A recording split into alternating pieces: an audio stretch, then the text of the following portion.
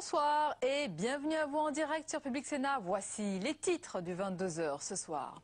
Laurent Jalabert ne serait pas le seul cycliste de renom éclaboussé par le scandale du dopage. La commission d'enquête sénatoriale sur ce sujet rendra son rapport à la mi-juillet. Une liste de noms de coureurs positifs à l'EPO devrait être rendue publique. Notre invité ce soir, c'est le rapporteur de cette commission d'enquête, Jean-Jacques Lozach, tout à l'heure. Après l'attaque en règle de la droite sur le dérapage du déficit, le gouvernement renvoie l'opposition à son propre bilan et plaide une fois de plus pour le sérieux budgétaire. Les détails de cette passe d'armes dans ce journal. Le ministre du Travail, Michel Sapin, a déjà prévenu, les chiffres du chômage publiés demain seront mauvais. Face à cette situation urgente, plusieurs mesures sont annoncées, dont une réforme de la formation professionnelle. Pour qui, combien ça coûte et surtout pour quels résultats? Nous poserons toutes ces questions à nos invités pour le grand débat du mardi soir. Voilà pour le programme de votre 22h. Merci d'être en notre compagnie. Que montre exactement la vidéo de la RATP qui a saisi les images de la bagarre ayant conduit à la mort de Clément Méric? Eh bien, différentes interprétations ont fait naître la polémique aujourd'hui. La police judiciaire de Paris affirme ce soir qu'elle ne partage pas du tout la version de certains journalistes présentant le jeune antifasciste comme l'agresseur du skinhead Esteban Morillo.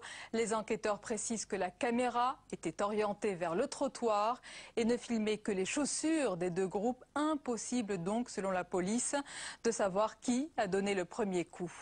Et j'ajoute que le groupuscule d'extrême droite, Troisième Voie, et son service d'ordre, les jeunes nationalistes révolutionnaires, menacés de dissolution par le gouvernement, se sont dissous. Dans l'actualité, après l'attaque en règle de la droite sur le dérapage du déficit public, le gouvernement renvoie l'opposition à son propre bilan et plaide une fois de plus pour le sérieux budgétaire. Jean-Marc Ayrault a même vanté la première diminution depuis 1958 des dépenses de l'État. Les détails, c'est avec Nathalie Guilloire. Le compte n'y est pas pour l'UMP et même pas du tout. 20 milliards d'euros s'ajouteraient au déficit déjà existant selon Gilles Carrez, le président de la commission des finances de l'Assemblée nationale. La loi de finances votée en décembre serait donc déjà obsolète. On a voté en décembre, entre la loi de finances pour l'État et la loi de financement pour la sécurité sociale, un déficit de 3 points de PIB, 60 milliards. Je prévois au jour d'aujourd'hui un déficit d'au moins 4 points de PIB, c'est-à-dire 80 milliards. Chiffre à l'appui, Gilles Carrez demande même une loi rectificative au gouvernement, mais le ministre de l'économie dément les calculs de l'opposition. Là où il y a un énorme mensonge de la part de la droite, c'est sur le fait que, contrairement à eux, nous tenons les dépenses. La dépense de l'État a été maîtrisée en 2012. Elle sera maîtrisée en 2013 ? Hasard du calendrier ou non, Jean-Marc Ayrault confirme aujourd'hui une baisse de 1,5 milliard d'euros des dépenses de l'État en 2014. Particulièrement visées, les collectivités locales, avec une réduction de 750 millions des dotations de l'État. Pour Philippe Marini, le gouvernement se défausse de ses responsabilités.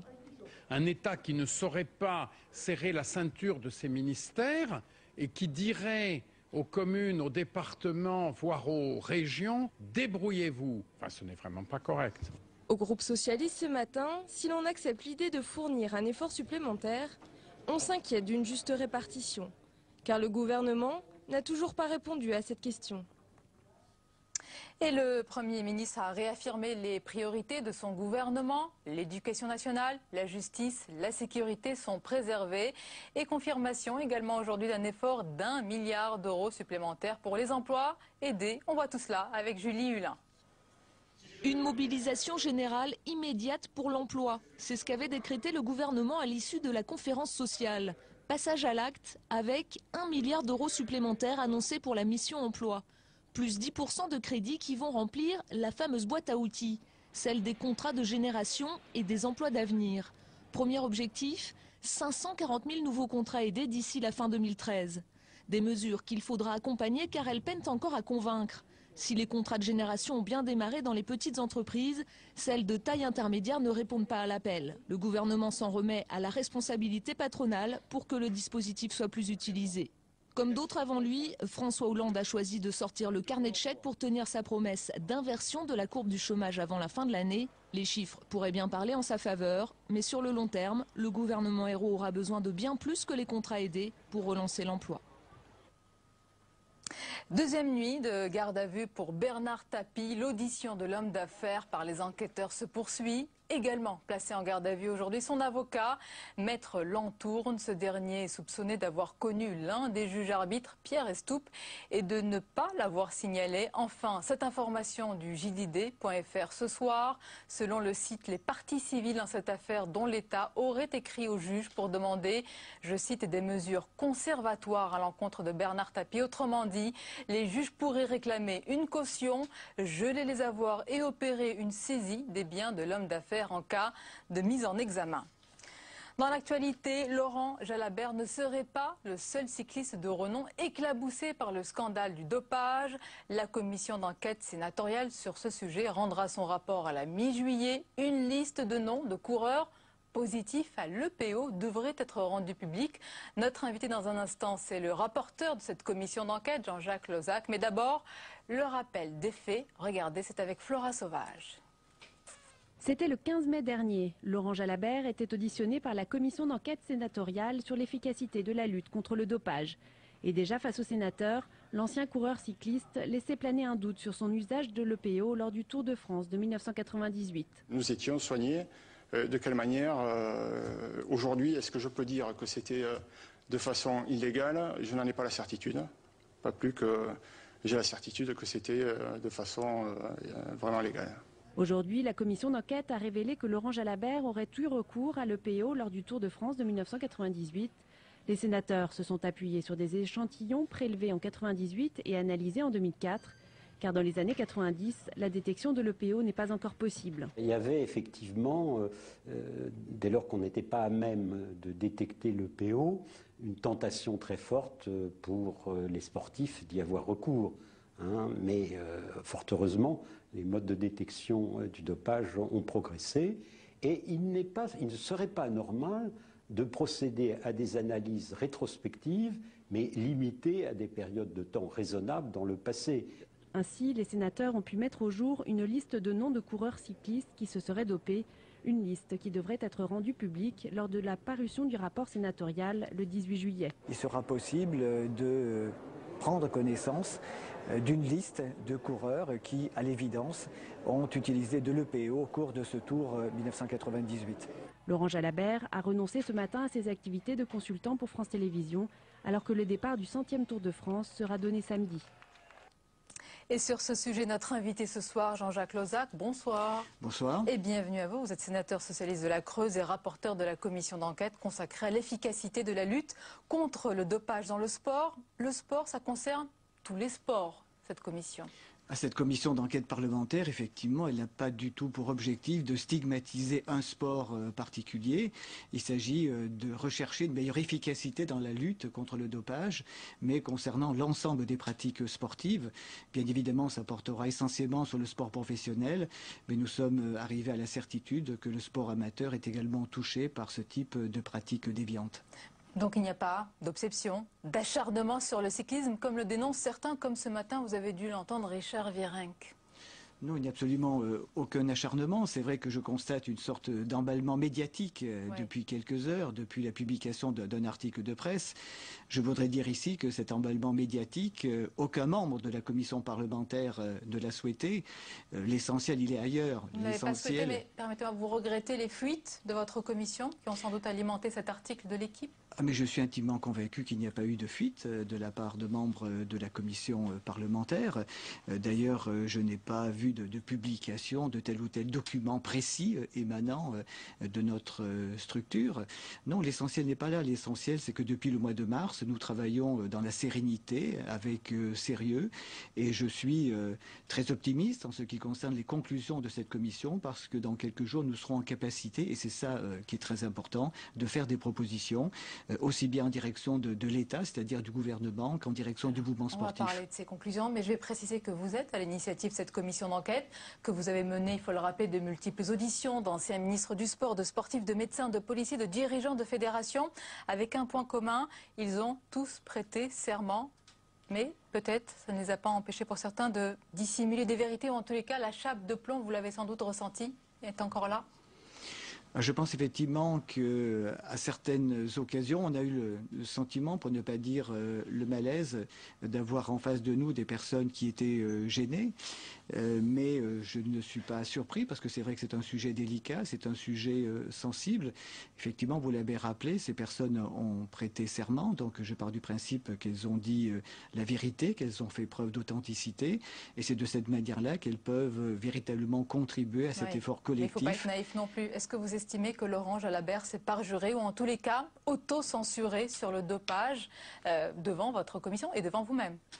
Parjure, c'est quand même un mot très fort, je dirais même excessif en la matière.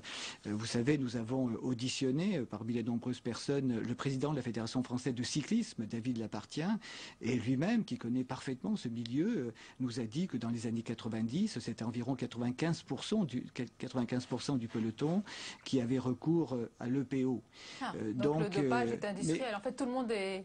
Mais je voudrais quand même préciser à ce stade que, pour l'heure, je ne confirme ni n'infirme la présence de Laurent Jalabert sur telle ou telle liste qui figurera effectivement comme document annexe dans notre rapport. Jeté en pâture. On va écouter sa réaction, sa défense ce soir. Il était l'invité du JT de 20h de France 2. On l'écoute. Oui, écoutez, j'ai dit ce que j'avais à dire quand j'ai été auditionné par la commission d'enquête au Sénat. Et je n'ai pas menti, voilà, j'ai simplement dit que j'ai fait confiance au staff médical des équipes auxquelles j'appartenais. Il ne faut pas oublier qu'il y a des coureurs aussi qui cherchaient de l'aide extérieure, qui faisaient appel à des médecins aux caractéristiques douteuses pour essayer d'avoir des traitements particuliers. Ça n'était pas mon cas. Que pensez-vous de sa défense, malgré tout, aujourd'hui ? Je ne sais pas si c'est véritablement une défense. Je crois qu'il s'exprime en toute liberté, en toute responsabilité. C'est pas facile de revenir sur son passé. Vous savez, nous, on ne cherche pas du tout à stigmatiser tel ou tel événement sportif, tel ou tel pays, tel ou tel sport. Il ne s'agit surtout pas de fragiliser, voire de noircir une épreuve prestigieuse comme le Tour de France. Bien sûr, c'est bien de le rappeler. Malgré tout, vous avez confirmé l'existence d'une liste de coureurs ayant pris de l'EPO en 98. Est-ce que vous confirmez que cette liste existe ? Si oui, est-ce que vous confirmez le chiffre de 44 personnes présentes sur cette liste? Le chiffre, je ne le confirme pas, mais je confirme effectivement l'existence d'une liste. Cela fera partie de tout un ensemble de pièces annexes qui vont figurer à notre rapport final sur lequel nous sommes en train de travailler. Et vous vous rendez compte ce soir de l'épée de Damoclès qui pèse sur tous ces coureurs, une quarantaine, et qui vont attendre comme un poison qui se distille goutte à goutte cette liste avant sa publication? Non, je crois qu'il ne faut pas pousser à l'excès ce genre d'observation, d'autant plus qu'il y a sur cette liste un certain nombre de coureurs qui ont d'ores et déjà confirmé ce type de pratique. Alors si l'on confirme les exemples, ce sont en quelque sorte des sportifs repentis. Je ne dirai rien puisque nous avons décidé collectivement de rendre public ces documents. Je dis bien ces documents parce que cette liste à laquelle vous faites référence, c'est un document administratif parmi beaucoup d'autres. Hein. Oui. Et nous avons décidé collectivement de faire preuve d'une très grande discrétion. Je crois que c'est ce qui honore aussi notre travail de parlementaire dans ce genre de situation. Ça n'a peut-être pas été le cas il y a... Je voudrais rappeler tout simplement que notre rythme de travail, notre calendrier à nous, ça n'est pas obligatoirement le calendrier de tel ou tel événement sportif. Certes, mais le nom est quand même sorti aujourd'hui malheureusement dans la presse. Est-ce que vous pensez que votre commission a fait ou fera avancer le combat antidopage ? Alors là, par contre, je suis intimement convaincu qu'en matière de prévention, en matière de sanctions, en matière de lutte plus efficace, notamment contre le trafic de ces produits illicites, en matière de coopération internationale, je suis intimement convaincu que des préconisations très fortes vont sortir de notre rapport. Préconisations et peut-être loi ? Eh bien, l'objectif, il est là, c'est-à-dire que j'ai absolument l'assurance que Madame la ministre des Sports, Valérie Fourniron, présentera devant le Conseil des ministres, avant la fin de l'année 2013, une loi cadre sur la modernisation du sport.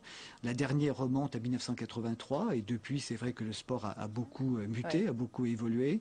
Et puis, d'autre part, il va y avoir, à partir de 2015, cette réactualisation du Code mondial antidopage. Alors, Jean-Jacques Lozach, vous-même, vous avez été professeur d'éducation physique et sportive. Après toutes ces auditions, ces gens que vous avez rencontrés, entendus, sous serment, est-ce que vous êtes surpris, déçu par ce milieu que vous connaissez ? Non, je ne suis pas déçu parce que je sais que la pratique sportive de ce niveau-là, c'est quelque chose de très ingrat, de très difficile, aussi bien en ce qui concerne l'entraînement qu'en ce qui concerne la compétition.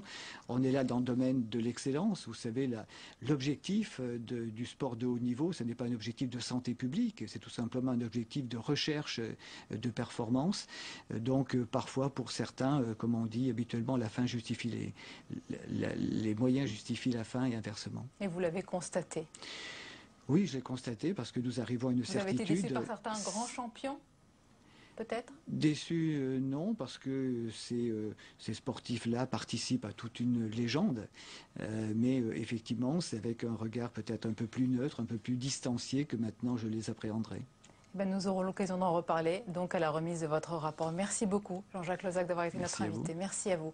La suite du 22h, et l'on évoque à présent l'homme invisible, oui, l'homme invisible. Et cet homme très recherché, c'est Edward Snowden, l'ex-consultant du renseignement, n'en finit plus de brouiller les pistes. Le président russe, Vladimir Poutine, a dissipé un peu le mystère tout à l'heure, affirmant que Snowden se trouvait toujours en zone de transit à l'aéroport de Moscou et que la Russie ne comptait pas l'extrader aux États-Unis. Colère outre-Atlantique, on en parle tout de suite avec Caroline Deschamps pour la chronique Net d'Info.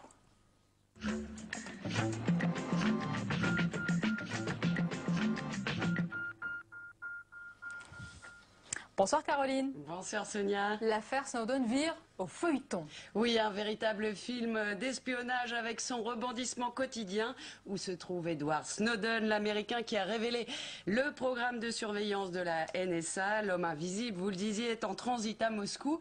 C'est Vladimir Poutine qui le dit et en transit, il n'a pas besoin de visa.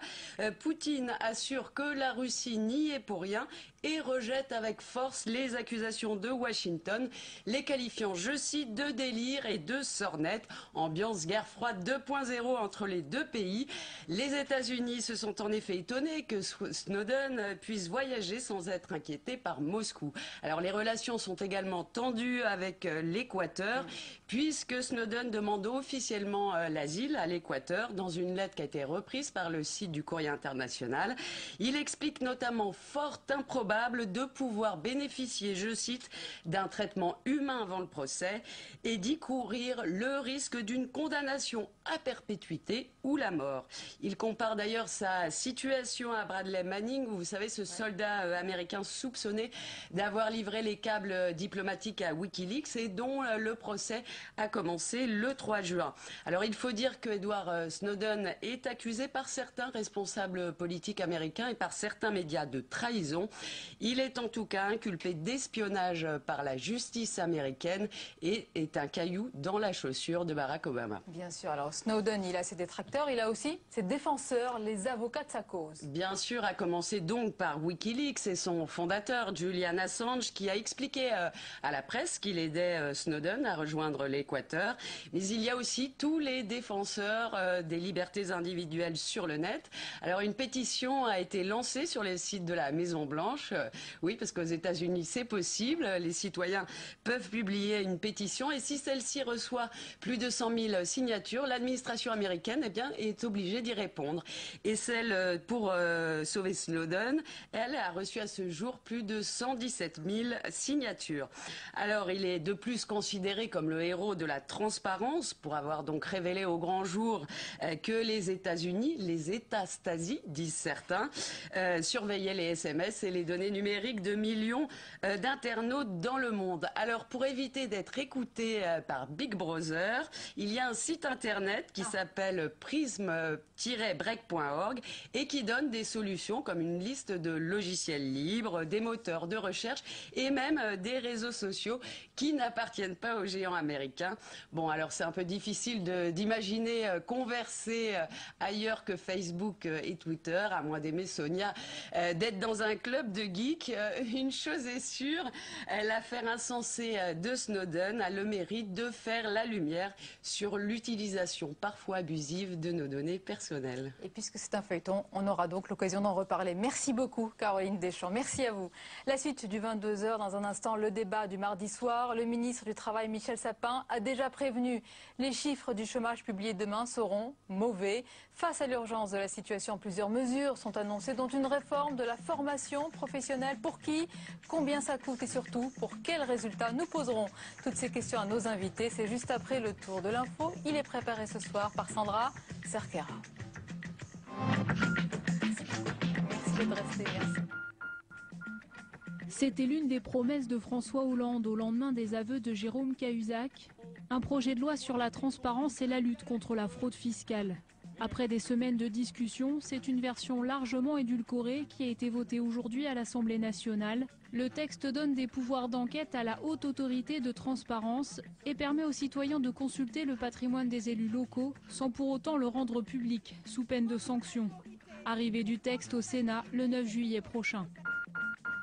Au Sénat, justement, le projet de loi de refondation de l'école, qui prévoit notamment la création de 60 000 postes dans l'éducation, a été voté conforme en deuxième lecture, c'est-à-dire dans les mêmes termes que l'Assemblée nationale, ce qui revient à son adoption définitive.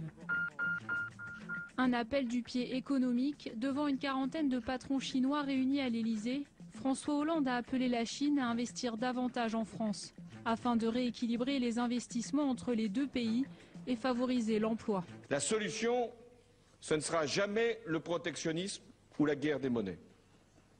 Nous devons donc identifier ensemble, et c'est le but de cette rencontre, les secteurs dans lesquels nos entreprises peuvent travailler ensemble. François Hollande a également déclaré qu'il voulait régler par la négociation et dans un esprit d'apaisement le conflit commercial sur les panneaux solaires. L'Europe accuse en effet les producteurs chinois d'inonder le marché et réclame des taxes anti-dumping. Un référendum pour tenter de calmer la contestation populaire. Dilma Rousseff veut consulter les Brésiliens sur une réforme politique du pays par le biais d'une assemblée constituante spécifique. Autre annonce de la présidente brésilienne, un plan d'investissement de 18,5 milliards d'euros pour améliorer les transports en commun du pays. Malgré cette main tendue, la protestation dans la rue ne faiblit pas. On est fatigué de cette politique, qui ne fait que des promesses. Nous en sommes arrivés à un point où c'est difficile de croire à ce discours de la présidente Dilma. Nelson Mandela, toujours entre la vie et la mort, devant l'hôpital de Pretoria où il est hospitalisé depuis 17 jours, des anonymes déposent des fleurs et des messages pour lui rendre hommage. J'ai mal pour lui parce que c'est un héros pour notre pays. Il a fait beaucoup de choses pour nous. Donc oui, j'ai mal pour lui. Sa famille, qui se prépare au pire, s'est réunie aujourd'hui à Kounou, village d'enfance de l'ancien président sud-africain, là où il devrait être enterré. En juillet, le héros de la lutte contre l'apartheid doit fêter ses 95 ans, mais il enchaîne depuis 2 ans et demi les infections pulmonaires qui lui ont imposé plusieurs hospitalisations. Et pour finir, le dessin du jour avec les bons conseils de Nicolas Sarkozy à Bernard Tapie. L'homme d'affaires s'étonne d'avoir reçu 400 millions d'euros qui ne lui revenaient pas et se dit même victime d'escroquerie. L'ancien président lui conseille tout simplement de porter plainte.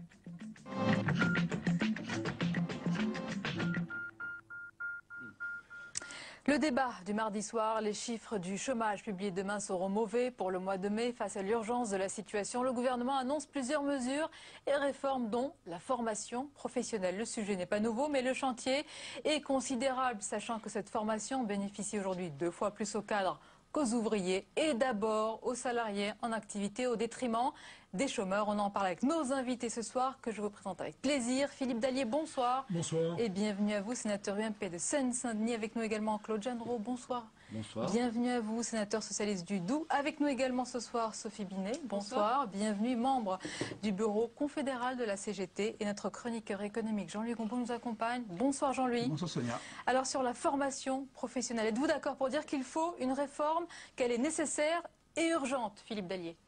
Écoutez, j'ai envie de dire que ça fait 30 ans qu'on parle de réformer la formation professionnelle.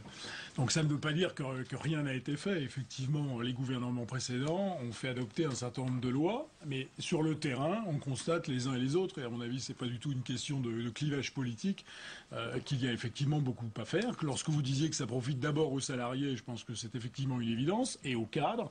Et il faudrait effectivement essayer de faire en sorte que les chômeurs qui ne trouvent pas d'emploi parce qu'ils n'ont pas forcément la bonne qualification professionnelle puissent bénéficier de formation. Donc voilà, sur le constat, je pense qu'on sera tous d'accord. La question est maintenant de savoir comment le faire. Combien de temps ça peut nous prendre pour effectivement proposer une réforme qui tienne la route dans la durée?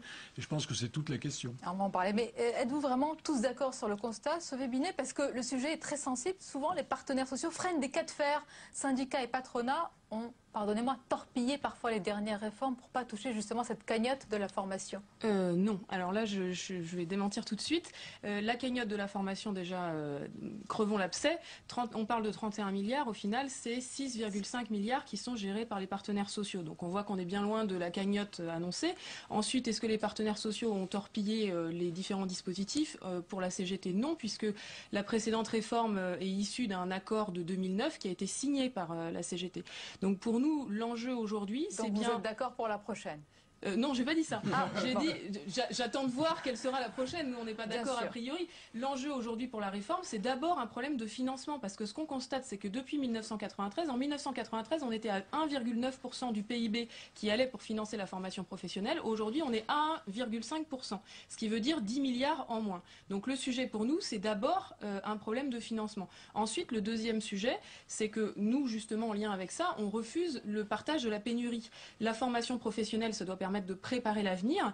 Et donc pour ça, attention au discours simpliste qui vise à dire oui, ça profite plus aux salariés qu'aux privés d'emploi, plus aux cadres qu'aux ouvriers. Il y a des enjeux qui sont différents. Et aujourd'hui, c'est pas la formation professionnelle qui va régler le problème du chômage. 5 millions de chômeurs, c'est pas avec une réforme de la formation professionnelle qu'on va régler le problème du chômage. On attend autre chose. L'une des mesures, on va dire, de la boîte à outils du gouvernement. Claude Genreau s'est présenté ainsi. Oui, en effet, je crois les deux mots-clés qu'il faut retenir dans ce qu'a dit le Premier ministre, et c'est d'abord mobilisation pour l'emploi, parce que c'est nécessaire. Et dans le cadre de cette mobilisation, il y a en effet un plan d'urgence de formation des demandeurs d'emploi pour répondre aux offres d'emploi non satisfaites. Alors, 30 000 chômeurs en 4 mois. Il y a une réalité aujourd'hui dans notre pays. Il y a environ, on discute des chiffres, environ 300 à 400 000 offres d'emploi non pourvues. Les raisons de cette non-satisfaction sont nombreuses. Et un certain nombre d'entre elles, c'est parce que ces emplois ne sont pas attractifs ou que les conditions de travail ne sont pas à la hauteur. On peut considérer que néanmoins, un bon tiers ressortent d'une autre raison, c'est parce qu'il y a un déficit de compétences existantes. Est-ce que c'est avec ces 30 000 chômeurs qui seront formés qu'on va résoudre le problème du chômage? Non, mais bien sûr que non. Mais dans le contexte qui est le nôtre de chômage élevé, on ne peut pas se satisfaire de voir des offres d'emploi qui ne trouvent pas preneur. Et donc, il me paraît nécessaire de pouvoir proposer une formation à ceux qui peuvent y accéder et qui sont trop nombreux sur le marché du travail. On va parler avec Jean-Louis. Un mot, Philippe Dallier. Certains disent c'est l'occasion, alors c'est un peu cynique, c'est l'occasion pour le gouvernement de sortir, entre guillemets, des demandeurs d'emploi des statistiques du chômage, de faire du traitement social du chômage et avec cela, d'aboutir petit à petit à l'inversion de la courbe du chômage d'ici la fin de l'année. Non, vous ne le pensez pas. Écoutez, je pense que cette arrière-pensée, quelque part, doit exister. Partagée à droite. Écoutez, je pense qu'à l'évidence, le président de la République est arc-bouté sur la promesse qu'il a faite en fin d'année dernière, début d'année, en disant à la fin de l'année, effectivement, la courbe va s'inverser. On voit bien que la tendance n'est pas celle-là et qu'au contraire, les choses pourraient s'aggraver. Donc il essaye effectivement par tous les moyens de faire en sorte que la réalité soit un peu meilleure. Je peux le comprendre. Ceci étant dit, c'est un vrai sujet de fond, la formation professionnelle. Ce qui m'inquiète moins, c'est plutôt les délais qu'il a donné. Effectivement, comme il tient cet objectif de fin d'année, il demande aux partenaires sociaux de discuter et au Parlement de trancher avant le mois de décembre. Avec le vote de la loi de finances à l'Assemblée nationale et au Sénat, moi je ne vois pas très bien comment nous pourrions faire un travail sérieux dans des délais si courts. Donc ça, c'est plutôt mon inquiétude. Alors, inquiétude, mais urgence. Je rappelle quand même l'urgence. Jean-Luc Gombault, les inégalités d'accès à la formation sont criantes. On va regarder quelques chiffres. L'année dernière, seuls 600 000 demandeurs d'emploi ont pu bénéficier d'une formation, soit 20% seulement du total des chômeurs. Et sur les 31 milliards d'euros dépensés chaque année par l'État, les régions et les entreprises pour la formation, seuls 4 milliards. 4 milliards sont destinés aux demandeurs d'emploi. Alors, le problème est le suivant, parce que la stratégie vis-à-vis de la formation, qu'est-ce qu'on veut faire de cette formation? Parce qu'on dit que ça profite plus aux actifs. C'est la question qu'avait posée Sophie Binet. Je dirais que c'est eux qui utilisent le plus les fonds destinés à la formation. On veut dire que c'est eux qui profitent le plus de la formation. Parce qu'en fin de compte, ces gens-là en ont besoin aussi de formation. On parle de formation tout au long de la vie professionnelle. Il faut bien que les entreprises... Qui en a le plus besoin aujourd'hui? Alors, le problème après, c'est... Est-ce que la formation professionnelle doit servir prioritairement aux chômeurs ou est-ce qu'elle doit servir prioritairement à tout le monde? Évidemment, elle doit servir prioritairement à tout le monde. Ça me paraît évident.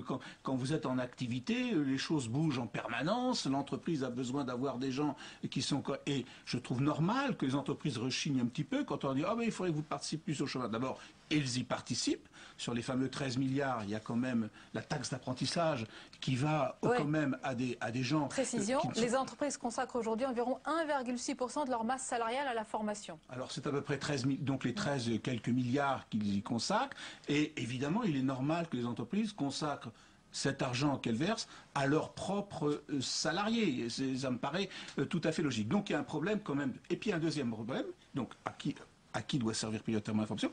Et puis il y a le contenu aussi de la formation. Il faut discuter de ça, de cette question. Quand je vois par exemple que les baccalauréats généralistes, les jeunes qui ont un baccalauréat généraliste, dont on dit que le bac ne sert plus à rien, n'est plus rien, c'est pas tout à fait vrai. Ils sont moins au chômage que ceux qui ont passé un bac professionnel. Donc le contenu de la formation. Voilà. C'est paradoxal. Oui, c'est paradoxal. Oui, tout le monde doit accéder à la formation, c'est une évidence. Il ne faut pas opposer les salariés et les chômeurs. Néanmoins, le système aujourd'hui est déséquilibré. Ça, on dit l'argent va à l'argent. Là, la formation va à la formation.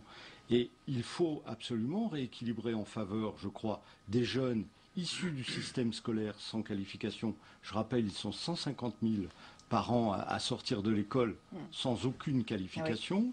Il faut aussi la réorienter sur les demandeurs d'emploi. Et puis également... Et c'est pour ça que je ne les oppose pas. Sur les salariés en reconversion dans les entreprises. Les chiffres que vous avez donnés, on ne peut pas s'en satisfaire.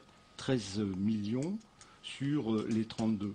Et surtout, 20% seulement des demandeurs d'emploi qui rentrent en formation, c'est trop peu.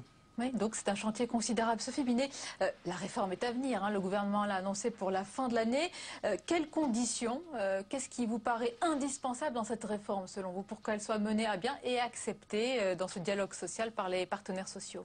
Pour nous, c'est deux choses. La première chose, c'est augmenter le volume global de financement, parce que si aujourd'hui la réforme, c'est de redistribuer de l'argent des salariés vers les demandeurs d'emploi ou des cadres vers les ouvriers, pour nous, ça sera non, parce que ça veut dire... Nos poches sont vides. Oui, d'accord. Sauf que la question que nous posons, c'est est-ce qu'on veut préparer l'avenir ou pas? Et aujourd'hui, l'inquiétude que j'ai à voir l'emballement médiatique sur ce sujet-là, c'est la crainte que dans l'urgence, on se prépare à un pays low cost.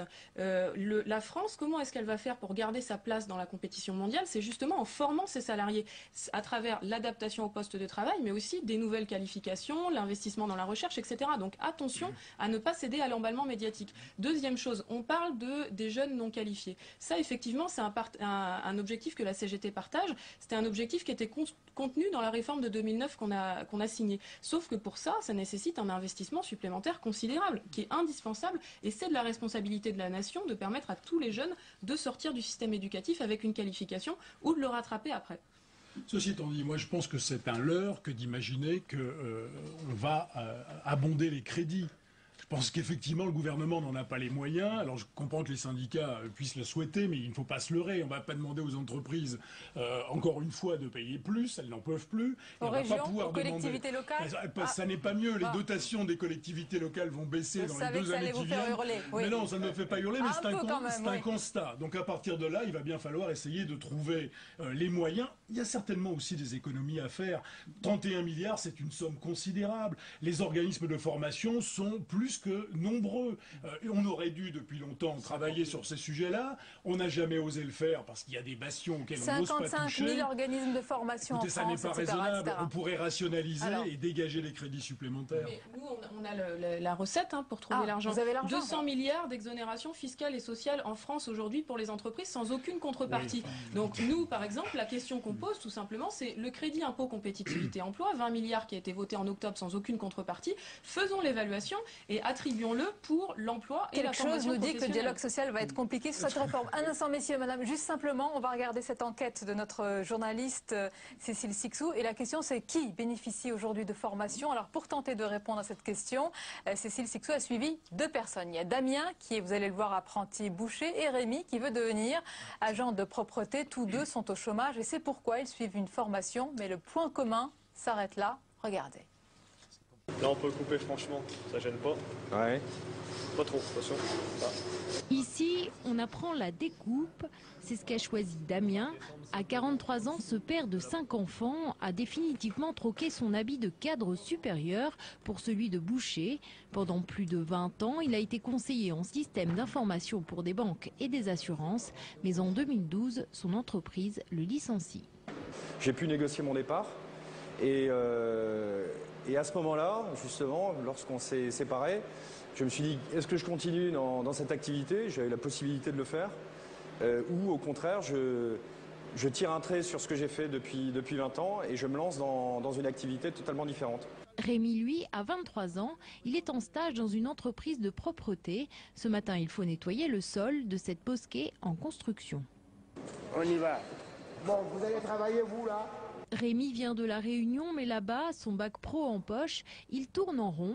Impossible de trouver du travail. Il y a 6 mois, il décide donc de tenter sa chance en métropole. Grâce à la mission locale de la ville de Saint-Ouen, il trouve une formation. Avec ses professeurs, il a tout repris à zéro. Bon, ils nous ont permis de reprendre un peu les bases, c'est-à-dire refaire nos lettres, motivation, nos CV, passer un entretien. Et bon, tous ces petits trucs-là qui nous ont permis après d'être plus professionnels, quoi. Même question habillement, la ponctualité. Donc c'est vraiment un gros travail sur nous-mêmes. Faire des efforts, Rémi est prêt. Il est très motivé pour réussir et ce n'est pas si fréquent pour son maître de stage, habitué à voir défiler des jeunes sans diplôme. En principe, les gens vous disent toujours qu'ils veulent apprendre. Mais une fois sur le marché, sur le tas, ils ne veulent plus rien faire. Vous voulez, je me sens beaucoup plus motivé pour lui apprendre parce que je sais qu'il va apprendre. Motivé aussi Damien, il alterne une semaine d'école avec 1 mois et demi chez un commerçant de Versailles. Mais ce changement d'orientation professionnelle a été difficile, notamment pour trouver sa formation.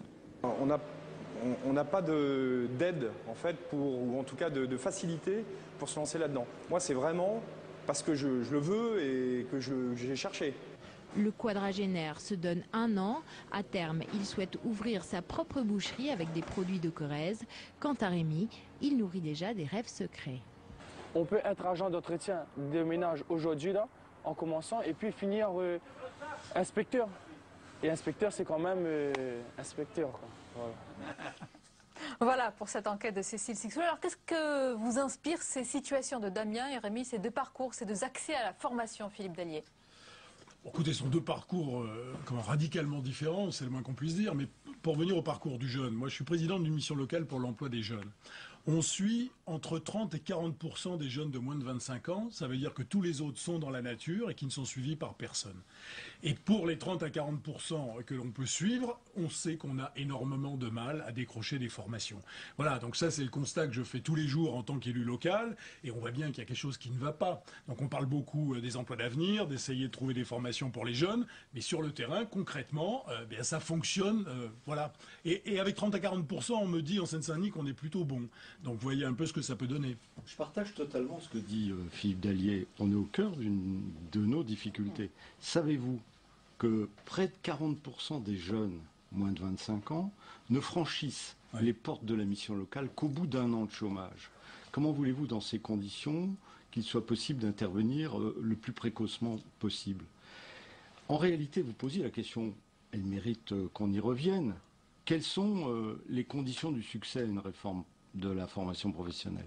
D'abord, je voudrais rappeler tout de même, parce que ça sera un des objets de la réforme, que la loi de sécurisation de l'emploi a prévu la création d'un compte personnel de formation. C'est un droit nouveau qui est donné aux actifs, qu'ils soient chômeurs ou salariés. Et ce droit nouveau, nous avons, dans la prochaine loi qui sera discutée par les partenaires sociaux et présentée au Parlement, à lui donner vie, à définir des modalités.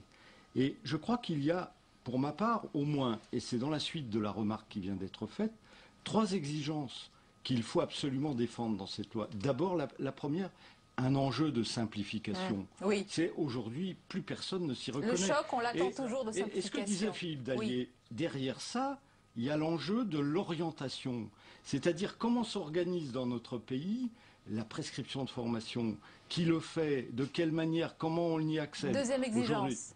Ensuite, c'est comment on met à disposition l'offre de formation. Vous connaissez un endroit où vous avez la garantie que l'intégralité de l'offre de formation sera disponible. Troisième exigence, c'est l'équité. Parce que ce que disait ma collègue de la CGT, je le partage, nous ne sommes pas tous égaux devant la formation. Et en particulier, moi j'espère, c'est un avis personnel ou un souhait personnel, que ce droit individuel à la formation permettra par exemple de prendre en compte la situation du jeune qui sort sans qualification et qu'on puisse lui donner un droit à la formation initiale différée. Il y a beaucoup d'ambition, beaucoup d'exigences. Donc c'est une grande réforme que vous attendez. Mais bien sûr. Jean-Luc Combault, est-ce qu'il faut prendre un exemple aussi sur un système de formation chez nos voisins européens? Tiens, par hasard, je vais prendre l'Allemagne, qui semble avoir le système le plus performant. Avec, non, c'est important, une collaboration étroite entre l'État, les Länder et le monde professionnel. C'est encore une fois l'exemple allemand? Alors moi, je ne connais pas dans les détails, c'était l'exemple allemand que tout le monde met en avant. Mais ce qu'il faut bien remarquer, c'est que là où il y a beaucoup de chômage de jeunes, comme chez nous, puisque au niveau du taux de chômage, donc on dit que c'est 26%. En réalité, c'est pas 26, c'est 17 parce qu'on met les gens qui sont à l'université comme chômeurs, ce qui est un petit peu qui n'est pas tout à fait normal. Mais enfin, là où il y a des chômages de jeunes en nombre important, c'est là où il y a du chômage en nombre important. Il y a un problème spécifique du chômage des jeunes, bien entendu, qu'il faut traiter spécifiquement. Mais en général, le chômage des jeunes est en gros, le taux de chômage des jeunes est en gros 2 fois plus important que le taux de chômage moyen. En Allemagne, vous avez un taux de chômage des jeunes qui est de l'ordre de 8% et le taux de chômage global est de l'ordre de 5%. Et vous pouvez prendre ça pour l'Autriche, etc. Donc le problème de fond, c'est la question, vous pouvez former les gens comme vous voulez. Je vois qui c'est, oui, Sophie Binet. Simplement un chiffre, on parle de ces fameux emplois non pourvus. Le Pôle emploi parle de 120 000 emplois non pourvus par manque de formation. Pas 300 000, 120 000. Oui. 300 000, c'est le total. Oui, enfin bon, non. Le chiffre. Allez, au-delà de la bataille des chiffres, oui. Donc, ce que je veux dire par là, ce n'est que... C'est beaucoup, mais ce n'est quand même que 120 000. Alors, Sophie Binet, oui, sur ceci, votre réaction. Oui, nous, c'est la grosse déception de la conférence sociale, c'est qu'on est dans un contexte avec 5 millions de chômeurs, on en sort avec un plan pour en former 30 000. Il y a quand même un problème d'échelle et un problème de déconnexion avec ce qui se passe dans le pays et les attentes sociales, et ça, c'est pas possible. Sur la question de l'Allemagne, je partage tout à fait. Attention à pas calquer des modèles. La question du chômage en France et en Europe et la question de la crise en Europe, c'est la question des politiques macroéconomiques, le FMI le dit, la question de l'austérité qui est posée. Et c'est le sujet dont vous auriez voulu parler débat sur l'austérité et la rigueur. Il y a quand même une différence entre l'Allemagne et la France, c'est qu'en matière d'apprentissage et de formation en entreprise, les formations en alternance, ils sont quand même bien meilleurs que nous. Nous, on a des débats théologiques sur l'apprentissage depuis des années. Là, on vient encore de changer les règles du jeu. On sait qu'il est difficile pour les jeunes de trouver des entreprises. Donc là, je pense qu'il y a un très gros travail à faire parce qu'on a... C'est bien beau de dire 80% d'une classe d'âge au bac, c'est ce qu'on répète depuis des années. Et combien de jeunes sortent sans aucune formation? Parce qu'on les a dégoûtés effectivement d'un certain nombre de métiers, parce qu'on n'a pas valorisé les filières et parce qu'on n'a pas réussi à faire travailler suffisamment ensemble l'école, les entreprises, l'université. On arrive à la fin de ce débat. En un mot si c'est possible, si vous deviez qualifier cette réforme à venir, il faut qu'elle soit comment cette réforme? Ambitieuse, courageuse? Ambitieuse et surtout permettant de donner la visibilité et permettant l'accessibilité du plus grand nombre, et notamment ceux qui en ont le plus besoin. Nous, on aura des exigences sur 3 sujets. Premièrement, le financement. Deuxièmement, les petites entreprises. Troisièmement, le contenu des formations qui sont proposées dans les entreprises pour que ça permette de monter en qualification et pas seulement de l'adaptation. Jean-Luc Gombault. Je dirais qu'il y a deux problèmes. Il y a le problème du court terme, hein, et puis il y a le problème du long terme. On voit bien que vous avez posé tout à l'heure que le long terme, ça dimanche. Il faut être réaliste parce qu'on a peu de temps avec les objectifs donnés par le président. Nous aurons donc l'occasion d'en reparler. Merci d'avoir participé à ce débat. On arrive à la fin de ce journal. Merci à vous de nous avoir suivis. Demain, ne manquez pas notre édition à 22h qui sera notamment consacrée à l'audition de Dominique Strauss-Kahn au Sénat, l'ancien directeur général du FMI, entendu dans le cadre de la commission d'enquête sur le rôle des banques dans l'évasion de capitaux. On en parlera tout de suite. C'est l'émission politique Preuve par 3. Invité François Bayrou. 12 soirées. À demain. Avec plaisir, bien sûr.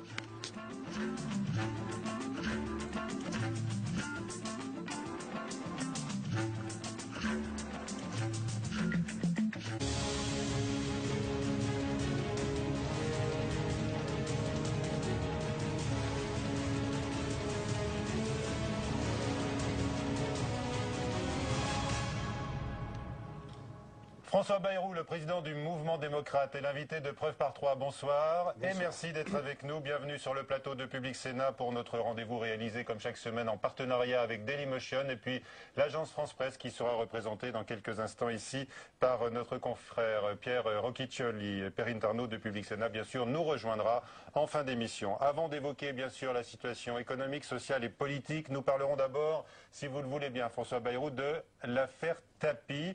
L'homme d'affaires a été rejoint par son avocat Maurice Lantourne dans sa garde à vue. Est-ce que vous avez le sentiment que la justice, avec ses mises en examen répétées pour escroquerie en bande organisée, vous donne peu à peu raison? Il est indiscutable que la justice avance et il paraît indiscutable qu'elle avance dans la direction de cette gigantesque manipulation dont tout le monde aujourd'hui, même les plus incrédules, voient la gravité par une série de rebondissements qui, s'ils étaient présentés dans un roman, donneraient à tout le monde à penser l'idée que vraiment une imagination trop fertile de la part du scénariste, qui, comme je le dis depuis le premier jour, sera, à mes yeux, si c'est prouvé, sera l'affaire la plus grave de la Ve République. Une affaire d'État, donc hein, l'expression là, vous l'utilisez d'ores et déjà. Je l'utilise depuis 5 ans parce qu'il n'y a aucun doute que, contrairement à ce qui est présenté, la question, ça n'est pas Bernard Tapie. Bernard Tapie, c'est un homme d'affaires, comme on dit, c'est-à-dire un homme d'aventure, un homme de flibuste quand il faut... mais ça n'est pas lui, l'auteur de cette affaire. Il se défend. L'auteur de cette affaire, c'est l'État. C'est au sein de l'État. Ah ben ça, demandez-le au juge. C'est au sein de l'État et au plus haut niveau de l'État que cette affaire a été acceptée, voulue et organisée. Et tout le monde le sait. Je veux dire, il n'y a plus désormais aucun doute. On a même découvert des réunions de préparation où participait Bernard Tapie lui-même, alors qu'il a prétendu à plusieurs reprises que ça n'était pas vrai. Mais vous voyez bien la différence qu'il faut faire. Ça n'est pas Bernard Tapie contre un certain nombre d'alertes, de lanceurs d'alerte, c'est l'organisation de l'État qui, par le sentiment d'impunité qui était le sien, la désinvolture à l'égard du droit, le fait qu'on ne respecte plus en France les principes ou qu'on ne respectait plus les principes et même la légalité formelle qui a entraîné cette situation dans laquelle le contribuable, c'est-à-dire vous et tous ceux qui nous entendent, ont été spoliés de plus de 400 millions d'euros au profit d'intérêts privés dont on ne voit pas très bien le périmètre, d'ailleurs, aujourd'hui. Alors, donc, il faut préciser les choses. Hein. On a compris que tout a été conçu, selon vous, à l'Élysée. D'ailleurs, les juges se rapprochent effectivement de l'Élysée, mais nous sommes en 2008. Tout a été conçu à l'Élysée. Ah, pas tout. Tout a été voulu. Les réunions au sommet d'État, c'était à l'Élysée. Faisons attention à ce que nous disons. Tout a été voulu, approuvé et organisé. Conçu, on ne sait pas encore très bien qui a eu l'imagination, la technicité de concevoir ce système. Mais en tout cas, l'Élysée a donné son approbation sans aucun doute. Selon vous, le mobile de tout ça? J'ignore quel était le... Vous avez des idées peut-être? En tout cas, je ne crois pas du tout à plusieurs des pistes qui ont été évoquées. L'idée qu'il s'agirait d'une récompense politique pour un soutien politique donné en 2007, j'en crois pas un mot. Ah bon? Je ne crois pas un mot qu'il y ait une entente politique avec des courants. Je ne crois pas du tout. D'autres hypothèses ont été formulées sur votre plateau. Je ne sais pas, je n'ai aucun élément. Vous n'avez pas une idée? Pourquoi cette fleur coûteuse à Bernard Tapie? Écoutez, j'ai écrit un livre sur ce sujet dans lequel il y a deux hypothèses principales, où je retiens deux hypothèses principales. La première, c'est des pressions. Bernard Tapie peut avoir eu le moyen de faire pression sur le pouvoir. Et la deuxième, c'est que, au fond, le chapitre du livre que j'ai consacré à cette affaire s'appelle l'arbitraire. Au fond, l'idée que parce qu'on est dans l'orbite du pouvoir, on a tous les droits, et si on est hors de l'orbite, on n'en a aucun, cette idée est au fond celle de tous ceux qui cultivent le pouvoir absolu. Et peut-être que simplement on a dit arrangez-moi cette affaire. D'accord. Et au bout du compte, l'image de la République, l'idée même de la République et de l'État, et les intérêts des plus pauvres ont été mis à mal gravement. Alors, Bernard Tapie, lui aussi, il a publié un livre dans quelques jours sur cette affaire. Le livre est titré « Un scandale d'État, oui, mais pas celui qu'il vous raconte ». Et dans cet ouvrage, il vous épargne d'ailleurs. Vous avez fait encore le distinguo entre l'affaire et lui, il y a un instant sur ce plateau, François Bayrou. Et lui se présente en volé, qui serait donc devenu le voleur. Il se présente en volé dans ce dossier. Le coup de génie de Bernard Tapie, c'est d'avoir réussi à persuader un grand nombre de personnes qu'il avait été victime lui-même dans cette affaire au début de l'affaire en 92. Et je crois que les éléments de preuve sont innombrables pour montrer que c'est absolument le contraire. Le Crédit Lyonnais n'est pas venu pour le spolier, le Crédit Lyonnais est venu pour le sauvé sur injonction directe du pouvoir de l'époque, c'est-à-dire du gouvernement de François Mitterrand auquel il appelait. Et la preuve, si vous me permettez, c'est qu'à l'époque, je suis un jeune député de l'opposition et j'interpelle le gouvernement en disant il est totalement inacceptable qu'une banque nationalisée vienne faire des affaires avec un ministre en poste. Et vous comprenez bien, ça veut dire prise illégale d'intérêt. Ça veut dire que, là encore, on ne respecte pas les principes. Et vous voyez que, au fond, ce qui est en cause au travers du temps, gouvernement Mitterrand, gouvernement de la dernière période, Sarkozy, c'est une certaine idée de l'absolutisme du pouvoir qui est en cause. Je fais ce que je veux parce que là-haut, on décide de tout et tout le monde obéira. Ça s'est passé en 92 pour le rachat d'une entreprise qui était au bord de la liquidation et plutôt sur la pente la plus glissante de la liquidation. Et ça s'est passé de la même manière pour cet arbitrage complètement abracadabrant. Alors aujourd'hui, des recours sont engagés par l'État contre cet arbitrage. Est-ce qu'on mesure bien quand même, est-ce que vous-même vous mesurez bien les dangers de cette nouvelle procédure qui va être très longue et qui pourrait être coûteuse aussi? Mais c'est complètement faux. Ah bon?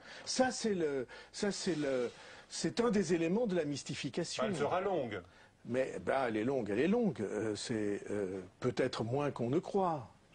Mais je voudrais dire quelque chose sous forme d'avertissement. Il n'y a rien de plus facile que de perdre un recours.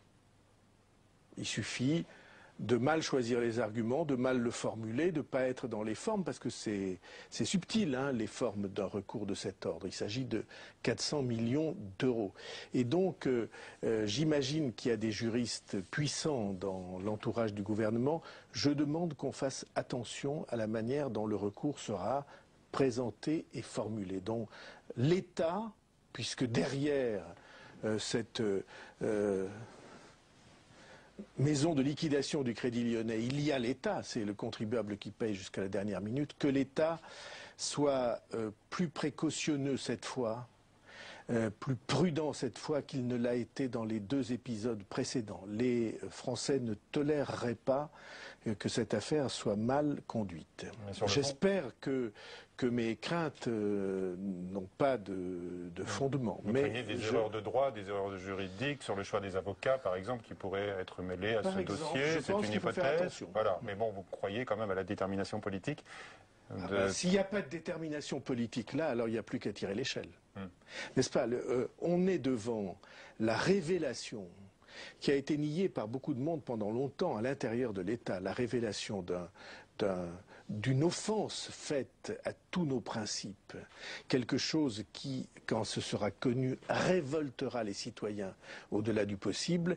Il est du devoir des responsables de l'État de faire ce qu'il faut pour que l'intérêt général soit protégé. Vous croyez donc à la détermination du gouvernement dans ce dossier? Est-ce que vous pensez qu'il peut y avoir aussi une orchestration politique de ce recours et de cette affaire? C'est ce qu'on entend par exemple à l'UMP. Jean-Pierre Raffarin qui a dénoncé une justice spectacle, d'autres proches de Nicolas Sarkozy qui disent que tout ça c'est fait pour barrer la route à un éventuel retour de Nicolas Sarkozy. Monsieur Grossier, ça c'est le jeu de rôle politique.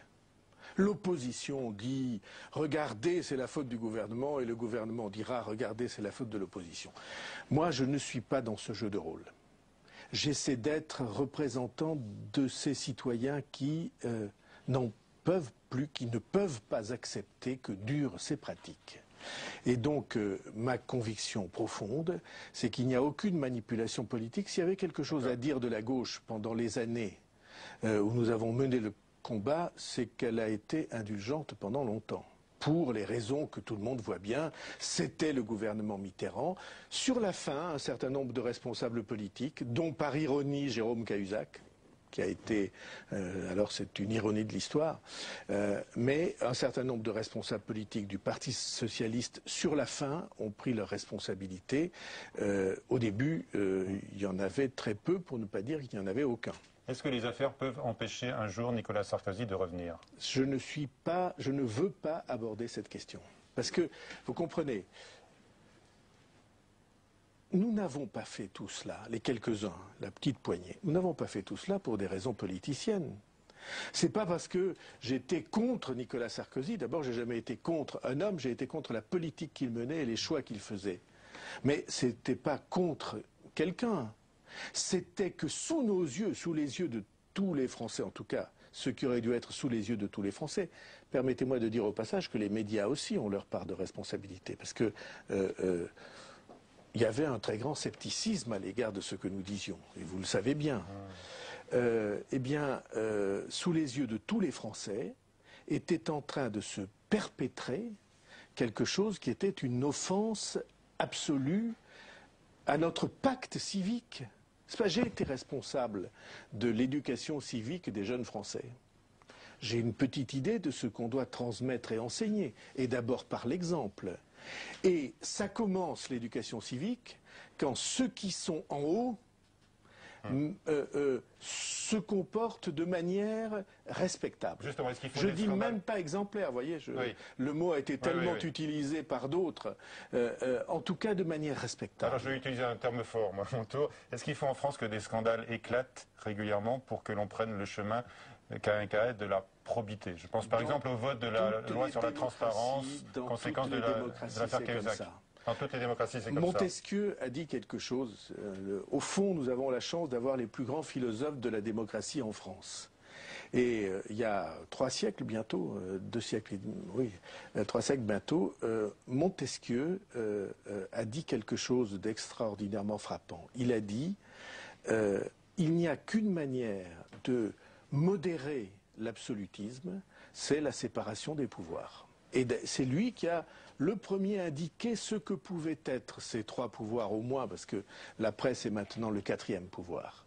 Si vous avez une presse indépendante, une justice libre, ou une presse libre, une justice indépendante, et la séparation des pouvoirs entre une assemblée et un gouvernement, l'assemblée contrôlant l'autre, le gouvernement, alors vous avez des probabilités et même probablement des chances d'avoir un gouvernement honnête. Alors François Bayrou, Pierre Okikieli de l'agence France-Presse va nous rejoindre maintenant. Nous allons parler de votre engagement européen et de votre appel il y a quelques jours qui se heurte, il faut le dire, à un euroscepticisme croissant, illustré encore cette semaine par un nouveau clash entre Paris et Berlin et Bruxelles. Avec Marie Brémond, on voit ça. Surtout entre Paris et Bruxelles en l'espèce. Réputé pour son franc-parler et ses envolées. Une fois encore, Arnaud Montebourg, le médiatique ministre de l'Industrie, tape fort. La victime est coutumière des critiques, l'Union européenne et son dirigeant. Mais M. Barroso est le carburant du Front National. Voilà la vérité. Il est le carburant de BP Grillo. Une phrase assassine à l'encontre du président de la Commission européenne, accusé de tous les maux par une gauche qui frôle l'euroscepticisme. Benoît Hamon, Bruno Leroux, Claude Barthelone, Jean-Christophe Cambadélis, Harlem Désir. Mais là, plus personne ne tente de sauver les apparences et la communication passe désormais par médias interposés. Au berger Montebourg, voilà donc la réponse sanglante de la bergère. Quand il s'agit de réforme économique, quand il s'agit d'ouverture, quand il s'agit de mondialisation, quand il s'agit de l'Europe et de ses institutions, certains souverainistes de gauche et d'extrême droite ont exactement le même discours. C'est pas les autres qui vont venir, c'est pas Bruxelles, c'est pas Berlin qui va venir faire les réformes dont la France a besoin. Et voilà pourquoi ici il faut que les ministres soient responsables. L'Europe, bouc émissaire, c'est toujours la même rengaine et particulièrement en période de gros vent. Il y a beaucoup plus de critiques de l'Europe dans les pays qui vont mal, comme la France, que dans des pays qui vont mieux, comme l'Allemagne. Depuis plusieurs mois, le torchon brûle entre Paris et Bruxelles, les désaccords quotidiens entre l'austère Allemagne et la France dépensière, ou encore l'exception culturelle, ont abîmé une image déjà dégradée de l'Union européenne à un an des futures élections. C'est difficile de taper sur l'Europe toute la semaine.